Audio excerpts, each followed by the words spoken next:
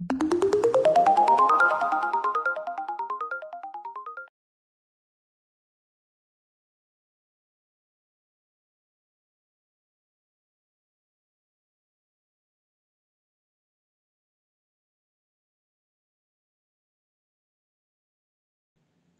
eu sou o Philip Scheinberg, eu sou coordenador da hematologia do Centro Oncológico Arthur Nemiro de Moraes, do Hospital São José da Beneficência Portuguesa, e eu vou rapidamente mencionar dois abstratos que chamaram a atenção nesse meeting da Sociedade Americana de Hematologia, o ASH, que ocorreu agora, esse último fim de semana, de dezembro 1 a 6, em San Diego. O primeiro que eu queria mencionar é um estudo que foi apresentado na sessão plenária, que é um estudo interessante que continua a investigar esses novos anticorpos anti-CD20, que é de terceira geração. Nesse caso aqui, o anticorpo que foi estudado foi o obinutuzumab, que é uma medicação que já mostrou sua atividade em outras doenças indolentes, como leucemia linfocítica crônica, quando comparado no estudo head-to-head com o rituximab, onde a combinação de obinutuzumab e clorambucila mostrou-se superior à combinação de rituximab e clorambucila em pacientes com leucemia linfocítica crônica unfit, ou seja, não elegíveis para a terapia mais intensa. Então, seguindo aquela mesma pergunta em doenças indolentes, o estudo Gallium, ele teve uma pergunta científica muito parecida, onde a combinação em pacientes com linfoma de baixo grau, indolentes, de folicular, de zona marginal, que tinham indicação de tratamento quimioterápico, com um anticorpo CD20 mais quimioterapia, receberam rituximab mais químio, e essa químio poderia ser CHOP, CVP ou bendamustina, ou randomizado para obinutuzumab mais químio, que também poderia ser CHOP, CVP ou bendamustina. Foram feitos aí de 6 a 8 ciclos, dependendo do esquema de químio que foi optado pelo investigador, e depois foi feito um período de manutenção. Se o paciente recebeu rituximab junto com a químio, essa manutenção foi com rituximab, e se o paciente recebeu obinutuzumab junto com a químio, a manutenção foi com o obinutuzumab a cada 2 meses por um total de 2 anos. Então, o desenho relativamente simples, a randomização foi 1 para 1, foi incluído nesse estudo pacientes adultos, ou seja, com mais de 18 anos, e o desfecho primário foi o PFS, ou sobrevida livre de progressão.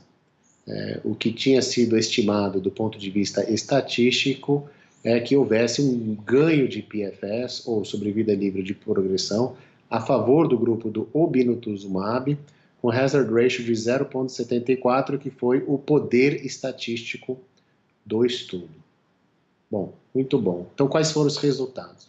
Os resultados foram apresentados agora, no último congresso americano, e foram randomizados um total de 1.202 pacientes, ou seja, um estudo bastante grande, com a mediana de idade aí de 59 anos. Então, vai bem a mediana de idade que a gente geralmente vê nessa população, talvez pacientes aqui um pouquinho mais jovens, mas está de acordo.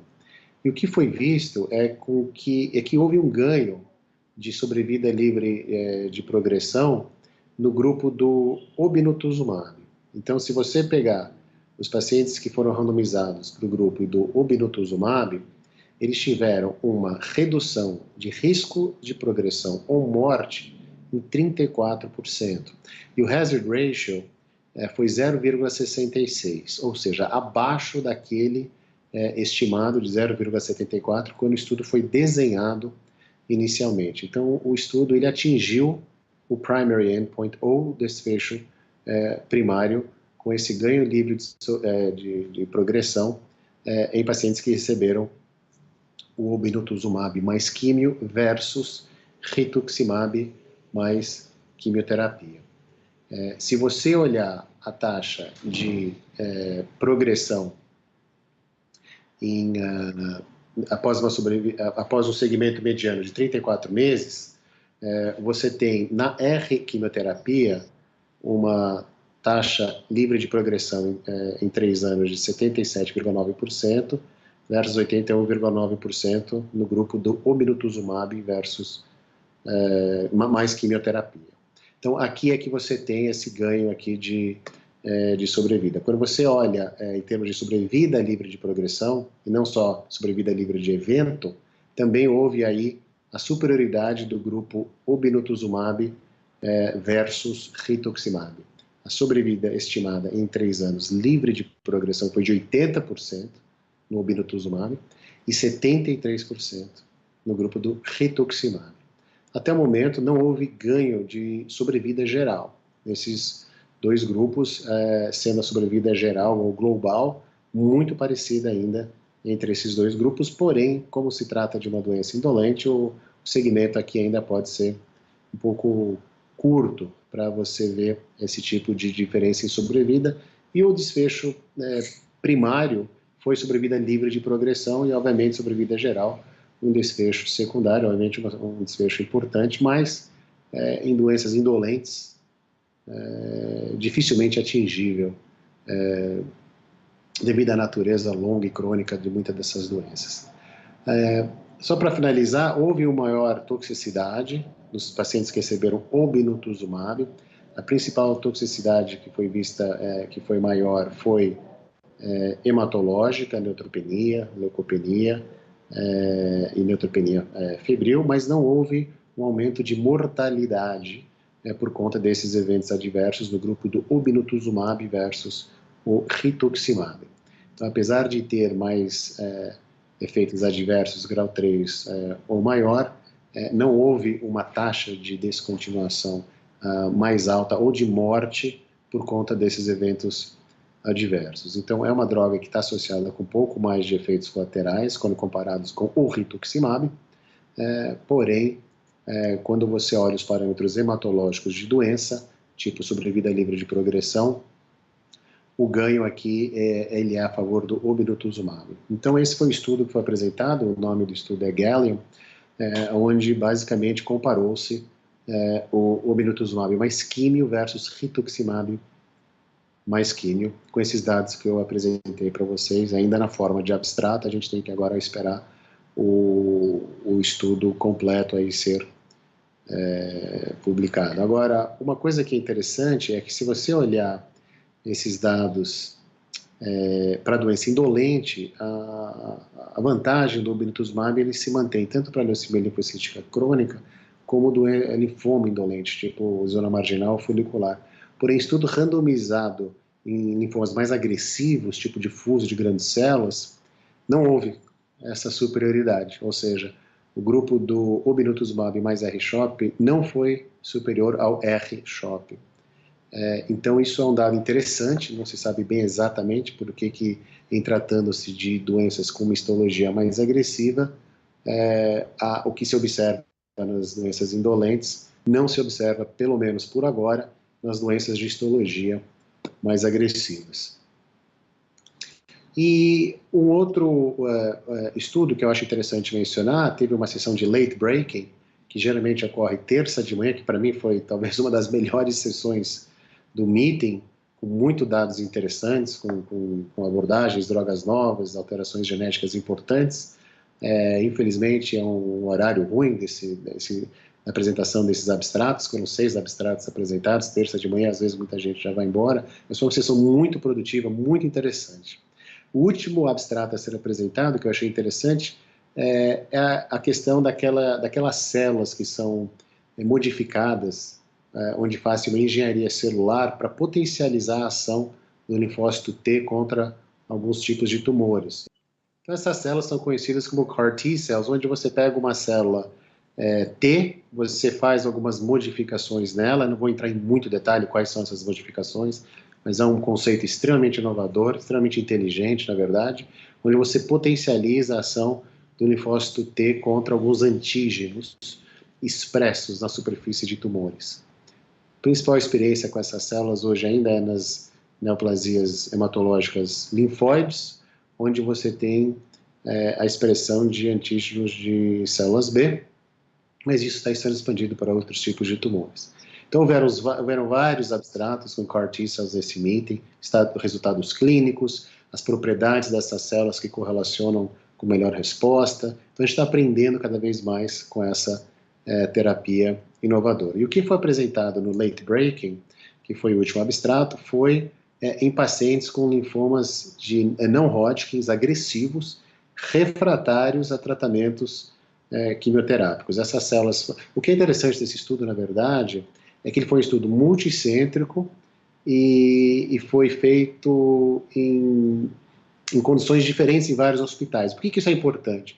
Porque isso aqui é uma terapia que é extremamente complexa, no sentido de que você tem que coletar células por aférese do paciente, depois essas células têm que ser modificadas, essas células têm que passar um processo de engenharia celular e depois reintroduzidas de volta para o paciente. Então, na hora que você consegue fazer esse tipo de tratamento num estudo multicêntrico, isso já avança um pouco essa questão da viabilidade desse tipo de modalidade de terapia, não só num único centro ou 2 centros, mas em vários centros que participaram desse estudo.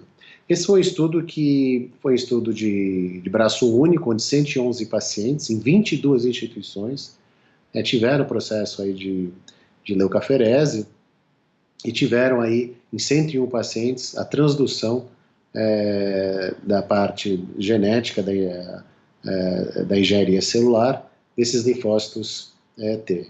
Então, isso é uma coisa que eu acho importante, porque mostra que esse tipo de terapia ele pode ser aplicável a vários centros e não o que a gente costuma, às vezes, ver em alguns centros americanos, onde uma certa terapia complicada só funciona em um lugar. Isso não adianta, do ponto de vista científico, isso tem um valor um pouco mais limitado e, do ponto de vista de aplicabilidade clínica, um valor extremamente limitado. Então, esse é o primeiro centro, esse é o primeiro estudo multicêntrico com essa terapia celular, com CAR T-cells. Foram infundidas um certo número dessas células em pacientes com linfomas não Hodgkin agressivos, refratários à quimioterapia. É feito um condicionamento, geralmente, antes da infusão dessas células, com muitos protocolos, incluem fludarabina, ciclofosfamida. Esse estudo, especificamente, também incluiu fludarabina e ciclofosfamida por 3 dias, e aí foram infundidas essas células de volta para o paciente. São células autólogas, que foram modificadas e reintroduzidas para o paciente, e a taxa de resposta global foi muito alta, 76%, sendo que a taxa de resposta completa em 47%, e 29% respostas parciais. E essas respostas geralmente foram rápidas no primeiro mês. Mais de 90% responderam no primeiro mês, depois da infusão dessas células. Lembrando que muitos desses pacientes eram refratários à quimioterapia, não só a quimioterapia, mas a quimioterapia em altas doses, transplante autólogo. Então, você já está falando de uma população de pacientes aqui que não vão responder a quimioterapia, praticamente. Então, essa modalidade de tratamento totalmente diferente permitiu com que muitos dos pacientes obtivessem uma resposta a essa terapia e em quase metade uma resposta completa. Então, isso fica claro que esse tipo de imunoterapia celular com base em linfócito T pode funcionar onde a quimioterapia já não mais funciona ou deixa de funcionar. A taxa de sobrevida livre de progressão em um mês foi de 92%, em 3 meses de 56%. Então, esses resultados realmente são bastante interessantes, mostra que é uma terapia que também pode ser viável no estudo multicêntrico, onde envolve toda uma logística no preparo dessas células. Os efeitos colaterais foram hematológicos, com citopenias, mas você tem aqueles efeitos colaterais muito peculiares dessa modalidade de tratamento, que envolve encefalopatia em aproximadamente 1/4 dos pacientes, e aquela síndrome de síndrome de liberação de citoquina, onde você tem o que a gente em inglês conhece como cytokine storm, onde um monte de citoquina são liberadas por conta da infusão dessas células, isso ocorrendo também em aproximadamente 20 a 30% dos pacientes. É uma complicação importante, séria, deve ser reconhecida, e deve ser feito todo o tratamento de suporte quando essas complicações neurológicas e principalmente de liberação maciça de citoquinas ocorrem. Tanto é que tem estratégias que são anti-citoquinas, tipo anti-L6, que têm sido usadas para reverter esses efeitos mais severos após a infusão dessas células. Então, a gente está aqui um pouco saindo da prova de conceito dessa terapia, estão entrando agora já no cenário de estudo multicêntrico. Essas respostas que foram vistas com essa modalidade de terapia, comparando com dados históricos de outros estudos, é bastante superior. Tá? Então, lembrando que é uma comparação indireta, mas que tem mostrado aí resultados bastante encorajadores, ao meu ver, né? Então, esse estudo, ele avança mais a linha de pesquisa dessa modalidade de terapia nesses pacientes onde realmente a gente não tem mais opções de tratamentos que têm resultados muito, muito bons. Então, a gente vai continuar a ver esse tipo de modalidade de terapia nos congressos americanos, europeus, e com certeza no ASH ano que vem, provavelmente coisa na ASCO também. Então, isso aqui vai com certeza avançar e vamos torcer aqui para que não haja uma toxicidade muito alta ou complicações muito severas que possam colocar em risco a aplicabilidade dessa imunoterapia. Eu acho que o crítico aqui é saber desse risco de cytokine storm, encefalopatia, saber reconhecer, identificar, ter condições de dar tratamento de suporte e reverter essas situações quando elas forem identificadas. Então, estes são os dois principais. Não, tem vários outros abstratos importantes também que foram apresentados, mas eu acho que no ramo da linfoma folicular e agora nesses demais agressivos, eu achei que esses dois aqui foram abstratos interessantes. Com certeza, ano que vem, vamos ter aí mais novidades aí no campo da hematologia. Obrigado.